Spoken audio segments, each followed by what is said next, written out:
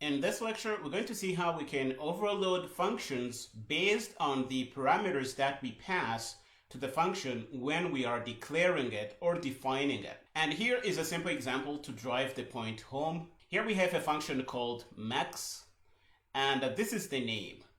It is taking two parameters which are of type int here, and by overloading this function, we will have to use the same name as this function here.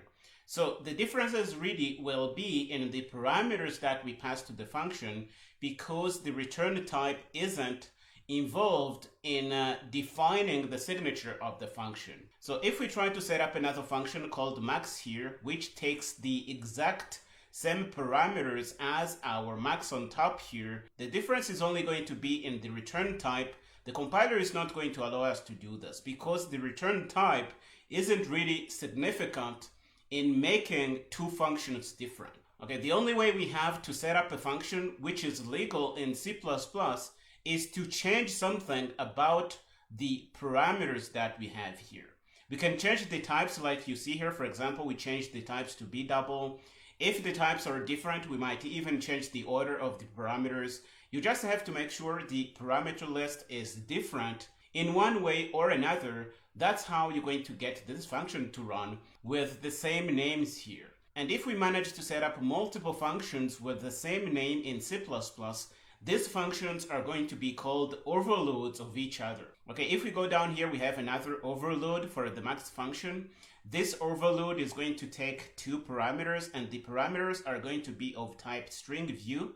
They are different from what we have on top here, which is int. So this is a legal overload for this max function here, and we can use it. Okay, we really have a few ways we can make our function overloads by now. We can change the order of the parameter, we can change the number of the parameters, or even we can change the types of the parameters. Again, function overloads are a mechanism we have in C++ to set up multiple functions with the same name to make our code easier to work with. Okay, now that you know that, let's look at a simple example of how we can call our overloads.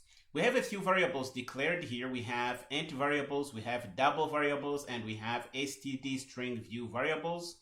And if you go down here, we are calling our max function, passing in integers. So the overload that takes integers for this max function is going to be called here. Down here, we are passing in integer literals. So this is going to call the int overload. Down here, we are calling the function with double parameters or arguments. So this is going to call our double overload for the max function here. And down here, we are passing in our string view parameters. And this is going to call the overload that takes string view parameters. And the last guy here is going to take two string literals. String literals can implicitly convert to std string view. So our std string view overload for the max function here is going to be called. Now that we know this, we're going to head over to Visual Studio Code and play with this a little more. Okay, here we are in our working folder. The current project is overloading with different parameters here.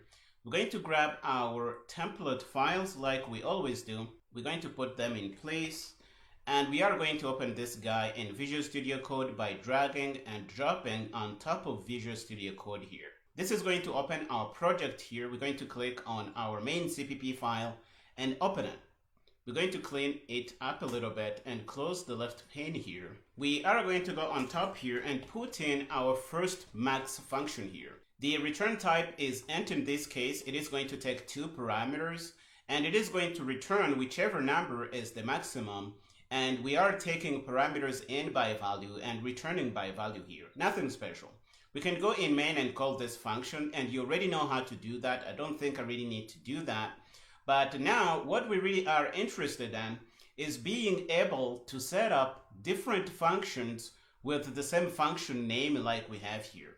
Because if, for example, you take this function and put that down below, we're going to make a copy of it and only change the return type. If we try to compile this program, you see that even Visual Studio Code is unhappy now. If we bring up a terminal, it is going to tell us cannot overload function distinguished by the return type alone.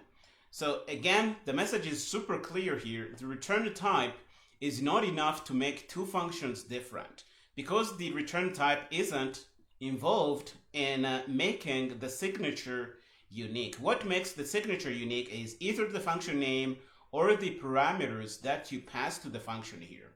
So we're going to make this return type back a double, and we're going to figure out a way to make these two functions different but have the same name here, because sometimes you really want this. One way we have to do this is to change the types of the parameters that we pass in here. So we're going to make them double, and we're going to make them double here, and this is going to be valid C++ code. These two functions are different. Even if they have the same name here, they are two different functions because they take different parameters. So if you try to call this function with integers, this one is going to be called, which takes integers in. If you call it with double arguments, this guy here is going to be called. Let's try and prove this. So we're going to go inside and say stdc out int overload called. I think this is enough. And we're going to go in the double function here and say stdc out double overload called.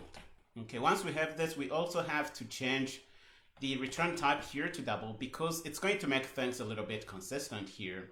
But now we want to go in our main function here and set up a few variables. We're going to say int x, and we're going to make this a 4, and we're going to say int y, and we're going to make this a 9. Why not? We're going to set up also double variables. Let's say double a, and say 5.4 to make it a double variable. And we're going to say double b and put in 7.4. Why not? Now we are going to call max. We're going to say auto result and say max and pass in x and y. What do you think we're going to return here? So what we really are interested in is the return type of the result variable here, and the compiler is going to deduce whatever is returned by this function. If we call the function with x and y are integers, so the compiler is going to search for a function that takes integers, and it's going to find this guy here, and that's what is going to be called. Let's build and run this program. We are not interested in looking at the output here. We're just going to see this std out statements here, print whatever function was called. Okay, we expect the int one to be called, so we're going to see int overload called on the terminal here when we run this program. So let's do that. We're going to build with GCC like we always do. The build is good, so we can clear and run Rooster. We're going to see int overload called. Okay, so this proves that we can set up two functions with the same name and make them different only in the parameters that they take. And the differences may be either in the types of the parameter like we are doing here. They may also be in the order of the parameters. And we're going to see an example of that in a minute. But before we do that, we also need to try this with A and B and show you that the double one is going to be called because we are passing in double arguments here. So let's build again. The build is good. We can clear and run Rooster. This is going to call our double overload. Hopefully this really drives the point home that we can set up multiple overloads for the same function name.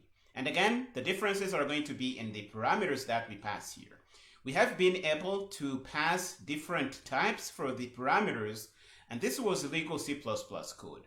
But we can also set up another overload just by changing the types and the order of the parameters. Let's do that. We're going to make the first parameter here int, and once we do that, this is different from any of the overloads we've had. So this is a valid overload for this max function here. This is going to work.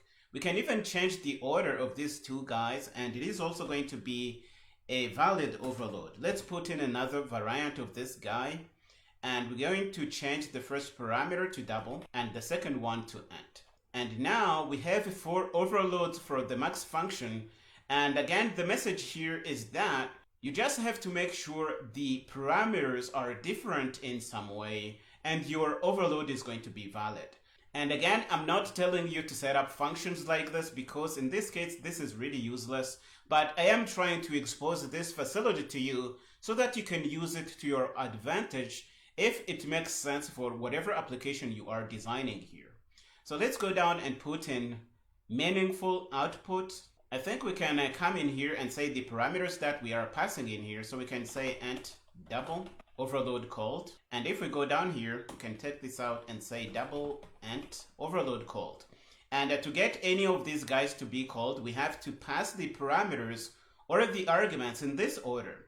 So if we pass in an int, which is x is an int, and we pass in a double, which is a b here, this is going to call our overload, which takes the first argument to be an integer and the second argument to be double. Let's prove that. We're going to build with the GCC. The build is good, so we can clear and we can run Rooster, and we see int double called because x is an int and b is a double. If we flip these guys, let's say b and x, then we're going to have the overload that takes the first argument of double type and the second argument of int type to be called, and that's this guy here. And we're going to see this message printed out on the terminal here. Let's build with GCC to really prove this. So we're going to do that. The build is good. We can clear and run Rooster and double int overload called. Hopefully you can really see that you can set up all kinds of crazy overloads for your functions. The next thing I want you to see is that we can even change the number of the parameters. For example, here we can set up another guy here and call it max. It is going to be exactly like the one on top here for the first two parameters, but let's add a third parameter. Maybe make it an int and say c. And this is going to be a valid overload for the max function here. So we're going to say double int because it takes 3 parameters. I won't go into the details of how we can compute the maximum between these 3 guys. What I really am interested in is showing you that you can set up overloads here. So for this case, we are just going to return, let's just say a. This is going to work. But this is a valid overload for the max function, and it is going to compile. So let's try and do that. We're going to pass in a double, an int, and an int. So we're going to pass in b, which is a double, and x and y. Let's see what is called here. We can compile with GCC. The build is good. We can clear. And please try to come up with what is going to be printed out here. What is going to be printed? Okay, now that you have guessed, we're going to run and we're going to see double int because this is going to call this overload. Again, you can overload based on the differences in the types of the parameters that you pass. You can change the order of the parameters like we are doing here, double int and int double, or you can even change the number of the parameters. Using these techniques, you can make sure that your overloads are different in some way. Before I close this lecture, I'm going to show you that you can also use another overload that takes string view parameters. Let's go down here and put that in.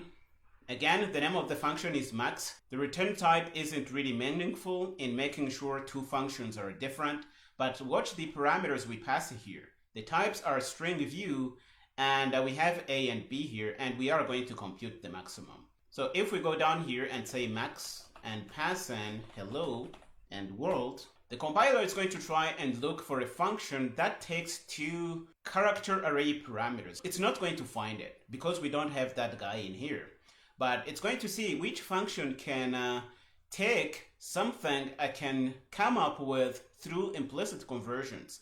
And the compiler is going to see that it can really convert from a string literal to a string view type. And it is going to insert an implicit conversion from string literal to string view, and this function here is going to be called. So we're going to put in an output statement here. We're going to say string view overload called. And if we try and run this program, let's build with GCC, make sure that the build is good. The build is good, so we can clear and run Rooster. This is going to show string view overload called. We are able to call this guy here. And again, the message is that we really have a lot of flexibility in how we can set up overloads for a function in C++. And please use this facility to your advantage if this makes things better for whatever application you are designing. This is really all we set out to do in this lecture. I hope you found it interesting. We are going to stop here in this lecture. In the next one, we're going to see how we can overload with pointer parameters. Go ahead and finish up here and meet me there.